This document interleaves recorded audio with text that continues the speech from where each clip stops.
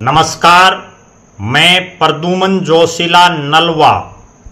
ज्यों ही 4 तारीख को लोकसभा चुनाव का परिणाम आया, हरियाणा प्रदेश के राजनीतिक गलियारों में, गांव गली चौक चौराहों में एक नारा बड़ी तेजी से उभर करके सामने आ रहा है। चूंकि देश और प्रदेश में, चाहे वो भारत की बात करें या हरियाणा की, अक्सर हर चुनाव में नारों का अपना एक महत्व रहता है। हम सिलसिलेवार तरीके से बात करेंगे, लेकिन उससे पहले जो नारा चल रहा है, जो लगातार फेमस होता जा रहा है और 4 तारीख के बाद से उसी की चर्चा प्रदेश में है, और नारा है लोकसभा में हाफ, विधानसभा में साफ। जी हां, लोकसभा में हाफ, विधानसभा में साफ। ये नारा दे करके हरियाणा प्रदेश की जनता ये दिखाना चाहती है कि जो मैंडेट लोकसभा चुनाव में प्रदेश की जनता ने दिया है, जिसमें 5 सीटें कांग्रेस को मिली और 5 सीटें भारतीय जनता पार्टी को मिली। अब चूंकि अगले 4 महीने बाद प्रदेश में विधानसभा के चुनाव घोषित हो जाएंगे, तो उस लिहाज से इस नारे की बहुत ज़्यादा महत्वपूर्णता बढ़ती है।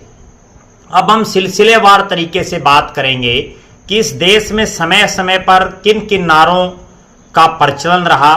देश में और प्रदेश में तमाम जो बड़े नेता हैं, वो चुनाव जीतने के लिए, चुनावी राजनीति में अपना माहौल बनाने के लिए समय समय पर इन नारों को देते रहते हैं। अगर हम इसी चुनाव की बात करें, तो इस चुनाव में भारतीय जनता पार्टी ने और नरेंद्र मोदी ने एक नारा दिया, अब की बार 400 पार। लेकिन देश की जनता ने उस नारे की हवा निकाल दी और 400 तो दूर, भारतीय जनता पार्टी बहुमत भी नहीं हासिल कर पाई अपने दम पर। इसी तरह से अगर बात करें, इससे पिछली बार का जो चुनाव था, उस समय भी जो नारा दिया गया, वो नरेंद्र मोदी ने 2014 में एक नारा दिया कि अच्छे दिन आने वाले हैं, और अच्छे दिन आने वाले हैं, इस नारे के बिहाफ पर नरेंद्र मोदी और भारतीय जनता पार्टी को पूर्ण बहुमत मिला। 2004 में जब अटल बिहारी वाजपेयी जी की सरकार थी, तो वाजपेयी जी ने एक नारा दिया इंडिया शाइनिंग का, जो फुस हो गया और वाजपेयी और आडवाणी की जोड़ी चुनाव हार गई। उसी समय कांग्रेस पार्टी ने भी एक नारा दिया था, कांग्रेस का हाथ आम आदमी के साथ, और उस नारे ने कांग्रेस पार्टी को सत्ता में लाने का काम किया।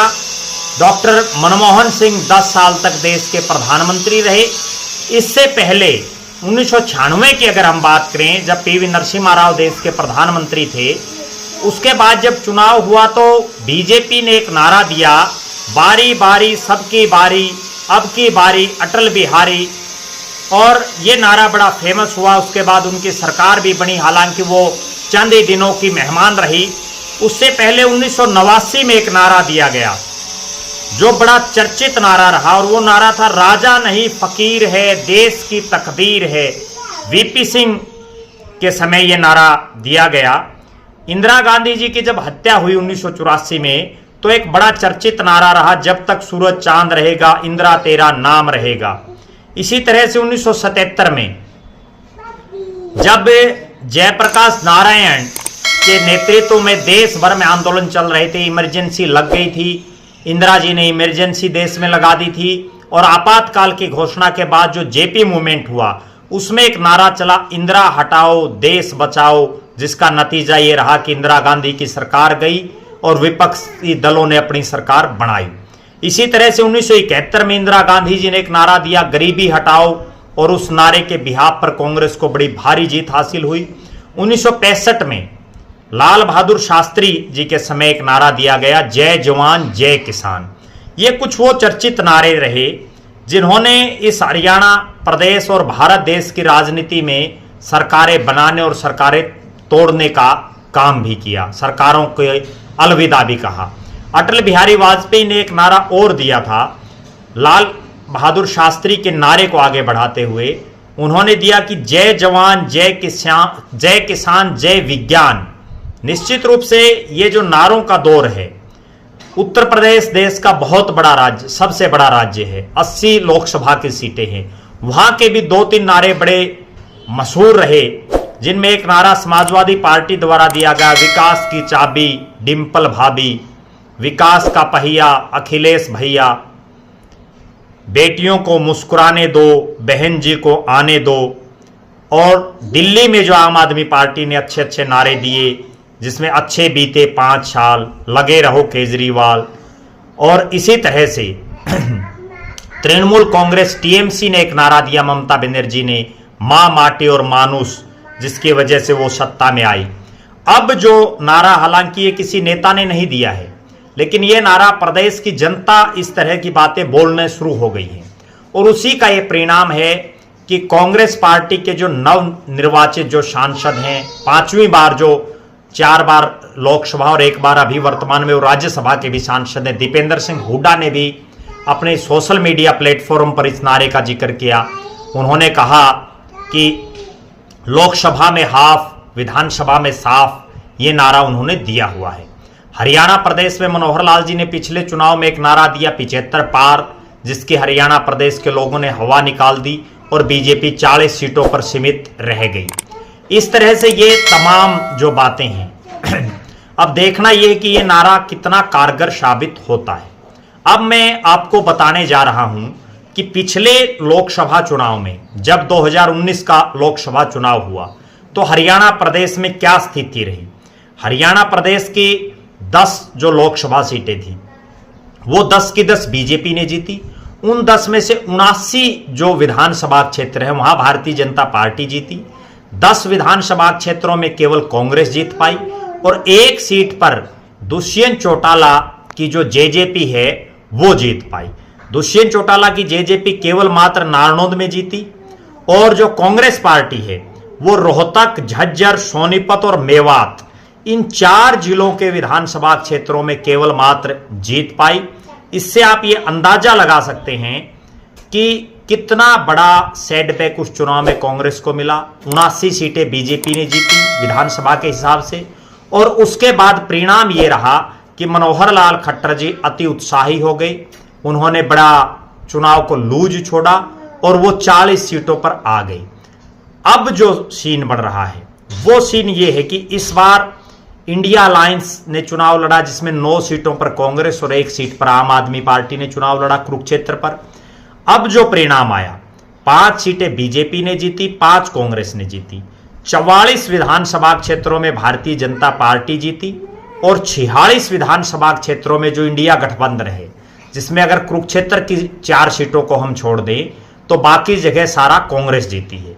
अगर देखें तो सिरसा से लेकर के फतेहाबाद में, जींद में, सिरसा और फतेहाबाद में कांग्रेस ने क्लीन स्वीप कर दिया है। यहाँ हर विधानसभा क्षेत्र में बीजेपी हारी है।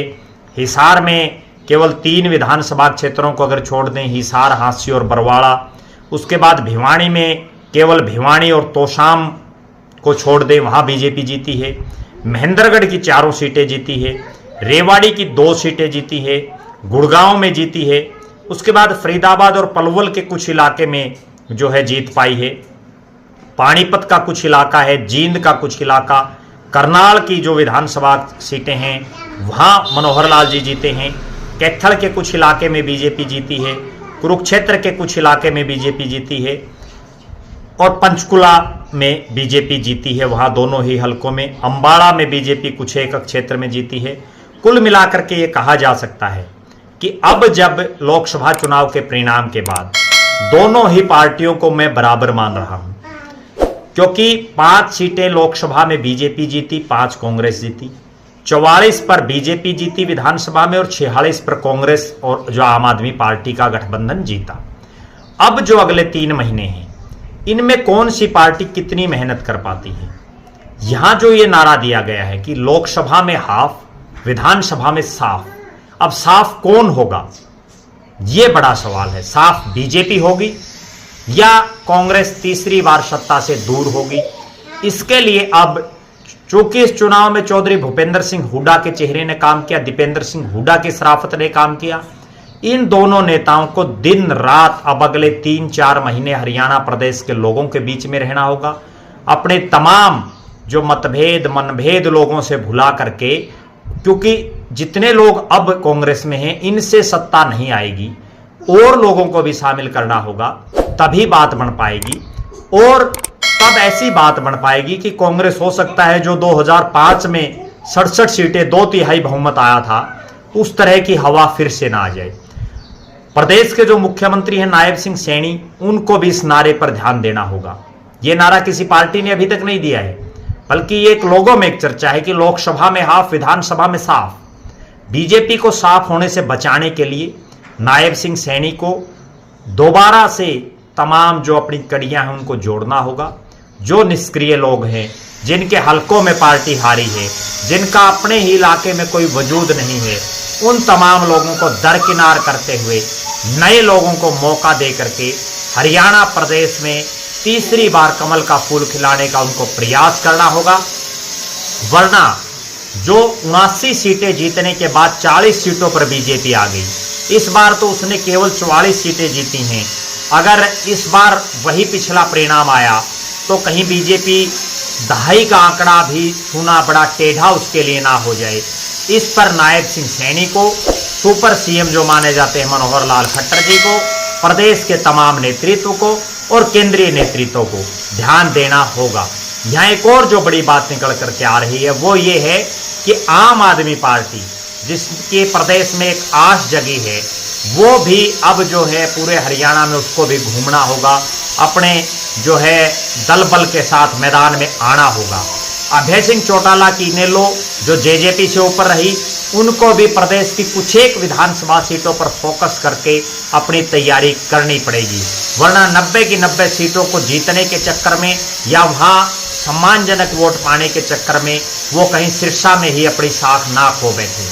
जेजेपी का जहाँ तक सवाल है, जेजेपी को पूरी तरह से लोगों ने धराशायी इस चुनाव में कर दिया। अब दुष्यंत चौटाला, नैना चौटाला, अजय सिंह चौटाला और दिग्विजय सिंह चौटाला को गांव-गांव जा करके पहले माफी मांगनी होगी लोगों से, क्योंकि वो 4.5 साल में लोगों को जो उनसे उम्मीदें थी, उन उम्मीदों पर खरा उतरना तो दूर, नजदीक भी उनके ऊपर नहीं फटक पाए। उनके तमाम जो बड़े नेता हैं जिनका अपना वजूद है, वो सब उनको छोड़ करके धीरे धीरे जा रहे हैं। उनको उस पर भी रोक लगानी होगी। इसके अलावा बहुजन समाज पार्टी भी इस प्रदेश में बहुत ज़्यादा अच्छा नहीं कर पाई। हालांकि बहुत सी लोकसभा सीटों पर वो तीसरे नंबर पर रही, जिसका उनको कहीं ना कहीं विधानसभा चुनाव में फायदा मिल सकता है।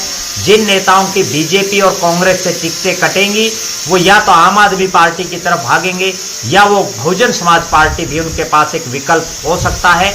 अब देखना ये है कि जो 4 महीने बाद प्रदेश में विधानसभा के चुनाव होंगे, उनमें कैसा परिणाम रहेगा। क्या जो ये नारा चला है लोकसभा में हाफ, विधानसभा में साफ, ये बीजेपी को साफ करता है या ये कांग्रेस को साफ करता है, या ये जो दूसरी जो पार्टियां हैं उनको पूरा रगड़ा लगाता है, इस पर हमारी नजरें बनी रहेंगी। अति आत्मविश्वास में अगर किसी भी पार्टी ने कोई काम किया तो उसकी नैया डूबनी निश्चित है। दूसरी बड़ी बात, इस लोकसभा चुनाव में कांग्रेस ने नए चेहरों पर दांव खेला। नए चेहरों पर दांव खेला तो कांग्रेस के नए चेहरे जीतने में कामयाब रहे। जहां भी वो हारे, वो भी बड़े क्लोज मार्जिन में वो चुनाव हारे। जबकि भारतीय जनता पार्टी ने बहुत सी सीटों पर उन्हें घिसे पिटे नेताओं को चुनावी मैदान में उतारा, जिससे बीजेपी को हार का खामियाजा भुगतना पड़ा। और बीजेपी के जो वर्तमान नेतृत्व है, जो हल्का वाइज जो एमएलएज हैं, मंत्री हैं, या जिन लोगों ने चुनाव लड़ा है जो हार गए, उनसे लोगों में बड़ी भारी नाराजगी है। बीजेपी को अपने जो नेता हैं उनकी ज़्यादा से ज़्यादा संख्या में टिकटें काट करके नए ऊर्जावान चेहरों को चुनावी मैदान में उतारना होगा, तभी बीजेपी की नैया पार लग पाएगी। आप लगातार हमारे साथ बने रहें। हम हरियाणा प्रदेश की राजनीति की हर बारीकी तक पहुंचने की कोशिश करेंगे और उसको आप तक भी पहुंचाएंगे। आप हमारे साथ बने रहें। हमारे फेसबुक पेज को लाइक और फॉलो करें, यूट्यूब पर चैनल को सब्सक्राइब करें, बेल आइकन घंटी का बटन अवश्य दबाएं, वीडियो को ज़्यादा से ज़्यादा शेयर करें, अपने बहुमूल्य कमेंट्स अवश्य लिखें। बहुत बहुत धन्यवाद। आपका अपना प्रद्युमन जोशीला नलवा।